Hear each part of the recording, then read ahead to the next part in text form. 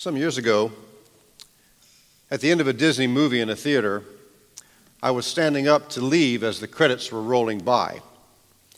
And the young man who was there sweeping up popcorn and picking up used cups said to me, "Stay and watch the credits." So I sat down and watched the scrolling and the scrolling and the scrolling of the credits, wondering why he had told me to watch the credits. But luckily I waited, because at the end of that movie, at the end of all the credits, there was about a 15-minute clip there, movie clip, which really set up the sequel to that movie. So I'm glad I watched. I'm glad I waited. Now, I love watching the credits in movies. And so I like to see who people are that served in movies, who helped make the movie what it was. And so, for example, I like to see that we know the actors, and those are the ones we all see. But to be able to see the names of the makeup artists, the names of the costume designers, the names of the bus drivers, the names of the caterers. And do you know what a gaffer is? There's always a gaffer in a movie. I didn't know what a gaffer was. A gaffer is the one who's in charge of all the electricity, I'm told. So there's got to be a gaffer. So there's all kinds of people in the movies. And, their names are there for a reason, because they did something to make that movie what it was. Now, we have a celebrity among us, because a few weeks ago in one of our staff meetings, we asked different staff members to tell us something about themselves that we didn't know. And our own David Rowland very nonchalantly said, "Well, I played the drums on the Titanic as it was sinking." And so we all sat and thought, what? There's got to be a backstory there. There's got to be, because, of course, as you know, the Titanic sank in 1912. And David, he holds his age well, but not that well. So I asked David, what's with the story of the Titanic? Here's what he told me. He says, listen, I was on a show called The Voyager. Some of you may have seen it. I wasn't familiar with it. And The Voyager is a show where people go back in time. And this particular episode was an episode about the Titanic sinking. And so David, as a musician, was asked to play on the Titanic, which happened to be the Queen Mary in dry dock in L.A. And so he played the drums on the Titanic, and the sinking part was that the camera turned. So it looked like they were playing at an angle. And so in that episode, I'm sure David Rowland's names were in the credit. Although he tells me he didn't wait around long enough to see them, but I'm sure they were there. In the Bible, there's a lot of credits listed. There's a lot of names listed. We get lost in those names many times, and we skip over the names. They're hard to pronounce, and we don't know who they are. But hidden in these genealogies and scriptures are nuggets of excitement and truth. For example, Matthew chapter 1 has a long genealogy of Jesus. And if you look through that, there's 48 names, many of them we don't know, in this genealogy that goes from Abraham all the way up to Jesus. And in that list of 48 names, only four of these are women. Names who you might recognize: Tamar, Rahab, Ruth, and Mary, Jesus' mother. Each of these women have a story, and each of them has a unique story. And today we're going to start our look a little bit, as my wife mentioned, in the book of Ruth. So I'd invite you to try to find it and turn there. And as you do that, just to set you up a little bit, in the life of the Jewish nation back in those days, there was a time when nobody was in charge. And God said, "People, follow me, and I will guide you, and I will protect you." But the people kept turning from God, and everyone did what they thought was right in their own eyes. And God had to intervene for them over and over and over again. And they'd come back to him for a time. Then eventually things would get good, and they'd turn their backs on him. And there was a lot of battles, a lot of bloodshed. And all this is recorded in the book of Judges in the Old Testament. And then after that, the Jewish nation said, "Listen, we want to have a king like everybody else around us. God, I know you say you want to be our king, but we want a king with skin." And so they anointed Saul as their king. And King David became king after a bloody battle, and this is recorded in the books of 1st and 2nd Samuel. But between the book of Judges and the book of 1st Samuel is a little book here, little 4-chapter literary oasis, I like to call it, about a small family that lived during that day, during the time of the Judges when there was no one in charge. Immigrants in a foreign land. And as Major Pam spoke of also, the sorrow, the bitterness involved with their lives and how the bitterness was turned to joy, as we'll be seeing. From hopelessness to redemption, the little book of Ruth. It's a beautiful presentation, really, of God's love. It's a book of love and marriage and redemption, and it's a great example of God's love for you and for me. The fact that God came to redeem the human race of which we are a part, and only could be done with a man God, a kinsman redeemer. That term is in the book of Ruth, and one who has to be truly and properly God and truly and properly man. So as we look to the book of Ruth, when you read the newspaper, remember those? They were paper. Now they're mainly online. But when you read an article in a magazine or newspaper, usually it starts with the most important facts, just the facts. And so the reader gets a gist of the story and by reading the first paragraph or so. And then if you want details, you keep reading to fill in the holes. But the who, the what, the where, the when, and the how are usually somewhere in those first few sentences. And the book of Ruth reads like a newspaper article. Because Ruth 1, the first verse says this: "In those days, when the judges ruled, there was a famine in the land. So a man from Bethlehem in Judah," in fact, Bethlehem means the house of bread. How ironic. There was a famine in the house of bread. "So a man from Bethlehem in Judah, together with his wife and 2 sons, went to live for a while in the country of Moab." So we have here the players in our story. It tells when it happened, during the time of the judges. What's the situation here? Well, there's a famine in the land of Bethlehem and surrounding areas. Who is it about? A man and a wife and 2 sons. We don't know their ages. And so they decided to move to a country called Moab. Now, this is about a 120-mile journey, which was not easy during those days. They had to go east across the Jordan River and then go south down to the southeast corner of the Dead Sea in the desert there. That's where Moab was, and there was food down there, and the famine didn't go that far. So the story goes on in verse 2. The man's name was Elimelech. His wife's name was Naomi. The names of their 2 sons were Mahlon and Chilion. They were Ephrathites from Bethlehem in Judah, and they went to Moab and lived there. Now Elimelech, Naomi's husband, died, and she was left with her 2 sons. They married Moabite women, one named Orpah and the other Ruth. And after they had lived there about 10 years, both Mahlon and Chilion also died, and Naomi was left without her sons and her husband. The name Elimelech means God is king. The name Naomi means pleasant. And it's interesting because the 2 boys must have been sickly, because the name Mahlon means unhealthy, and the other son, Chilion, means scrawny or puny. So you had scrawny and puny, and you had unhealthy married to God is king and pleasant. So Dad, Elimelech, died. And these sons grew up and they married women from that country, from Moab, which was really against the Jewish law. Now, Chilion married Orpah. And Orpah really means a fawn, someone who's athletic. Imagine, what did she see in puny? I don't know. She was athletic, but something she saw in puny. And so, you're thinking, yes, I know. Oprah's name came from the book of Ruth. Oprah, on her birth certificate, was Orpha, but people couldn't pronounce that very well, so all her family pronounced it Oprah. And so now we know Oprah from the book of Ruth. I wanted to answer that question because I know you'd be mulling it over in your mind, wondering if Oprah's name came from the book of Ruth. So Mahlon married Ruth, and Ruth means beautiful, full of personality. They lived great for 10 years. It was great, happily ever after. And then the 2 sons died. leaving, as Major Pam so aptly mentioned, 3 mourning widows. All hopes of life for these women turned to vapor. As wives of these men, they had status. As wives, they had stability.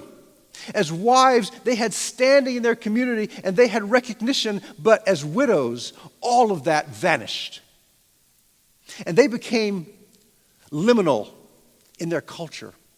Now, liminal means something or someone who's stuck in the middle. It's kind of like on the threshold. You're neither in nor you're out. So they were neither in the culture nor outside the culture. They were stuck in the crack. Widows were stuck there with orphans. And there was no place for them in their culture. No way to care for them. No way to make a living. Nobody cared. They were liminal in their lives. So Naomi, she heard that the famine in the house of bread in Bethlehem was over, and she said, listen, I'd rather be liminal in my hometown of Bethlehem than to be in this foreign country as an immigrant in Moab. Now, as you read in scriptures, and I would suggest maybe reading through these 4 short chapters in the next couple of weeks, and we were talking about this very briefly, but there is a great, deep love between Naomi and Orpah and Ruth. And so she knew that for their sakes, it'd be better for them if they stayed in their home country. And she said, listen, I want you to stay here as much as I hate to leave you, much as I love you, and you married my sons. It's no good for you to come with me back to Bethlehem because there's no life for you there.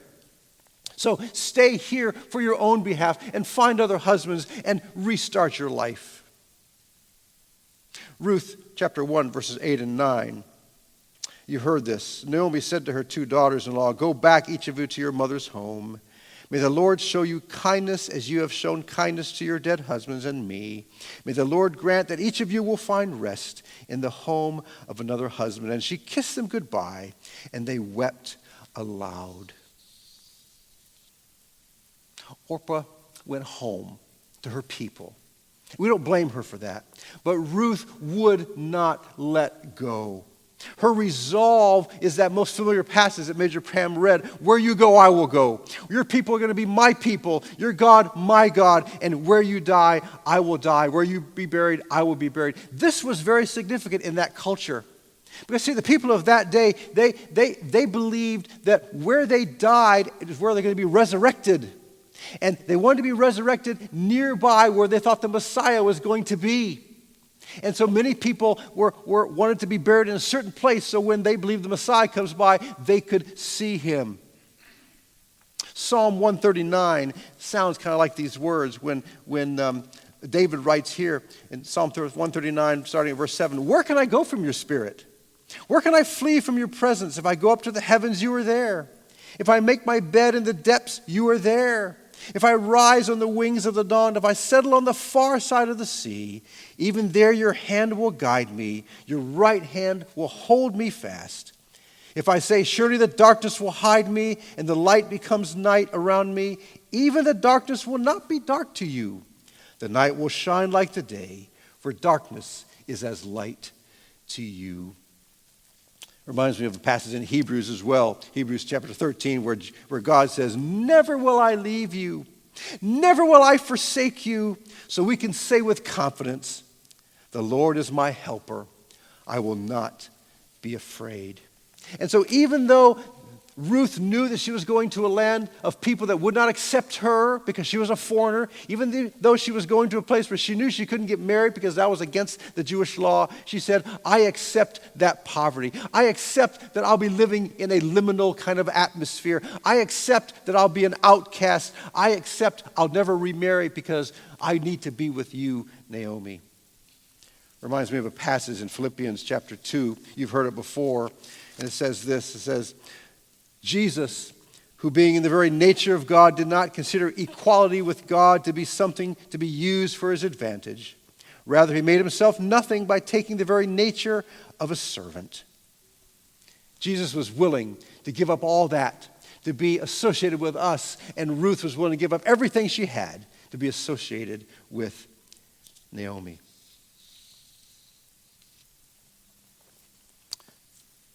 Naomi said, Ruth said, I'll be buried with you. I will die where you are. You see, this is why Jacob, even though he died in Egypt, says, I want my bones to be brought back to Israel where his father was buried. This is why so many Jews today are buried between the old city of Jerusalem and the Mount of Olives. They're just covered with graves there because, like I mentioned earlier, that's where they believe the Messiah is going to come and they want to be there. And so when Ruth said, I will be buried with you, she's saying, listen, I'm taking my very future, my eternal life wants to be with you. I want to embrace your faith. What a step she was making there when she made that oath to her. So these two mourning widows returned to the village of Bethlehem, the house of bread and praise. There was bread there, but there was no praise there. And when they got there, it made quite a stir in that little town. And people said in verse 19 of chapter 1, is this Naomi, who left so many years ago? And it was kind of a hubbub among all the people there. You know, she's back now. You know, things are happening. And she, in verse 20, says, listen, don't call me Naomi anymore, she told them. Call me Mara, as was read, because the Almighty has made my life very bitter. I went away full, but the Lord has brought me back empty. Why call me Naomi? The Lord has afflicted me. The Almighty has brought misfortune on me. Interesting, the writer of this book, whom we don't know who this is, never refers to her, the rest of the book, as Mara. It always refers to her as her given name, Naomi. And she's saying, kind of a play on words here, I left this place because my stomach was empty, but my heart was full. She says, I'm coming back with my stomach full, but my heart is empty and broken. So our little story goes from tragedy of a famine to plenty in Moab. A family intact as they left, a happy family living their life, to the death of its patriarch. The joy of marriage, the agony of loss. From joy to sorrow, from being pleasant, as her name means, to being bitter, Mara. In the midst of this barrenness, and the last verse of this chapter is very interesting here, because in the midst of this tragedy, in the midst of her sorrow, in the midst of what she's trying to grapple with in her life, it says here, it's time for the barley harvest. In other words, there's growth taking place here. In other words, God is up to something in her life and in this story. Yes, tragedy. The famine's over. The harvest is starting. Growth is taking place. And as you read on and hear the next couple of Sundays, there'll be some changes happening because of this barley harvest is taking place now that Naomi and Ruth are there. Now listen, you may have made changes in your life. This is a tough time for many people. And you maybe have sought a better situation in your life in some way. Maybe personally, maybe a living situation, maybe job situation, I don't know. You may have sought better opportunities in your life, and it may have worked out great. But it also, like these three ladies, could have gone down in flames. And you may be tempted, like Naomi did, to blame God for this and say, God has turned his back on me. You may wish to claim her name, bitterness, Mara, because of the pain you might be going through in your own personal life. And it might be a time, as she returned to Bethlehem, it may be a time for you to return to the Lord, return to him, because he's been there all the time. He's never left. He knows what you might be facing in your life. He knows betrayal, if that's what you're grappling with. He knows what it's like to be treated unfairly, if that's what you're grappling with. I don't know. You may feel that everything in your world is lost right now, but just wait, because something good is going to come out of it. The harvest is happening. Growth is taking place. Hold on. Someone said to me, don't ever get off the train in the tunnel.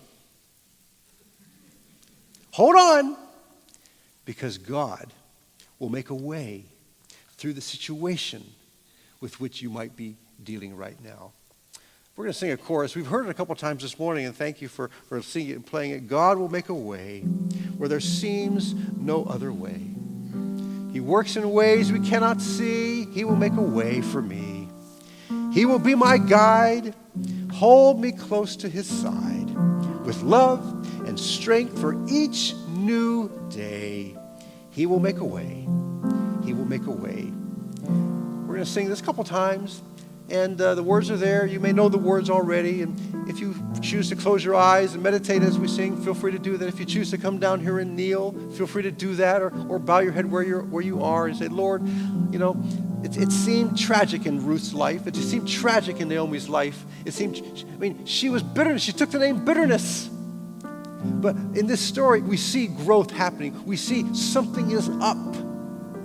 And in your life, I would challenge you to believe that something is up, that God will make a way if you're struggling with something right now. Let's sing on that chorus. God will make a way.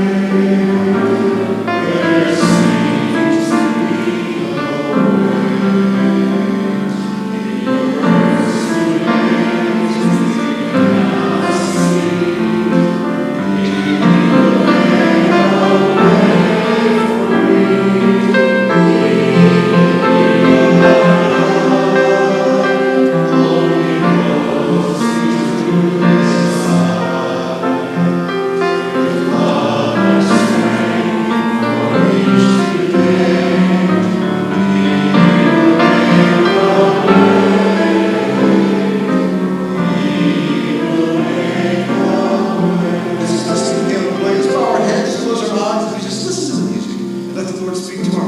remains cannot see.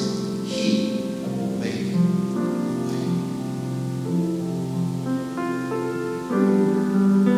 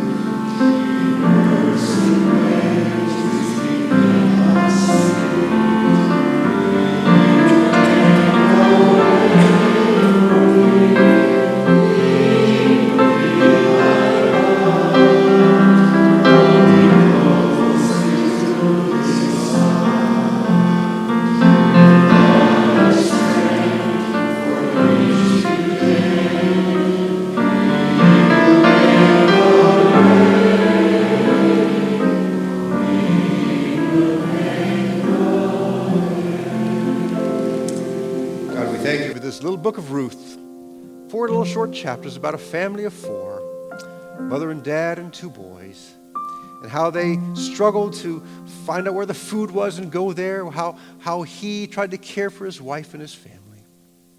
But God, things turned sour in their lives, and she felt it was some kind of judgment, but she called herself bitter. She felt bitter because of this. But Ruth says, no matter whether you call yourself bitter or not, I'm with you. I'm not leaving you. And God, no matter how we may feel about our situation, you promise us the same.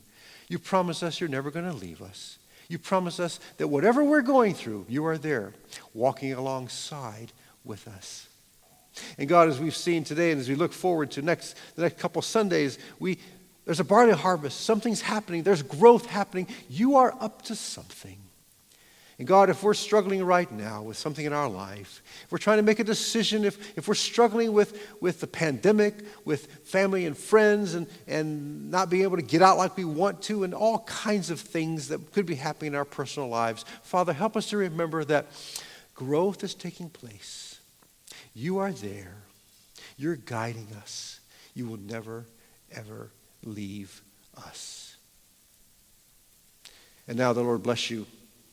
The Lord surround you with his love and with his care. The Lord make his will known to you as you constantly seek his will. Even if it's one day at a time, even 1 minute at a time. Because as we follow him, he will bring his will to pass. Amen and amen. And God bless you.